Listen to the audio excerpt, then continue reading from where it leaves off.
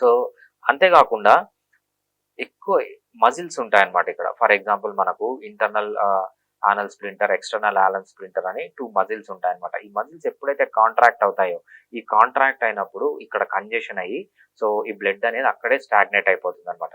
ఇది main reason మనకు piles రావడానికి. రిస్క్ ఫ్యాక్టర్స్ ఏముంటాయి? అసలు ఎటువంటి రిస్క్ ఫ్యాక్టర్స్ ఉన్న వాళ్ళకి పైల్స్ ఎక్కువ వస్తాయంటే, ఫస్ట్ ఏమంటామంటే, ఫస్ట్ కాన్‌స్టిపేషన్ అంటామన్నమాట. అంటే వీళ్ళకి మోషన్ సరిగ్గా రాకపోవడం, ఎవ్రీడే మోషన్ పోకుండా ఉండడం, లేకపోతే మోషన్ అనేది గట్టిగా రావడం. వీళ్ళు ఎక్కువ ముక్కడం వల్ల ఏమవుతుందంటే అక్కడ ప్రెషర్ పడి ఈ వీన్స్ అనేవి ఎన్‌లార్జ్ అవుతూ ఉంటాయన్నమాట. ఇంకొకటి డయట్.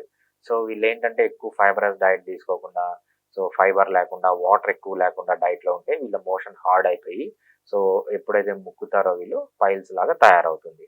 సో అదే విధంగా ఒక్కొక్కసారి డయేరియా, కంటిన్యూయస్‌గా లూజ్ మోషన్స్ వస్తుంది. ఒక్కొక్కసారి డిసెంట్రీ అంటామన్నమాట. కొంతమందికి సో అమీబియాసిస్ అంటారు.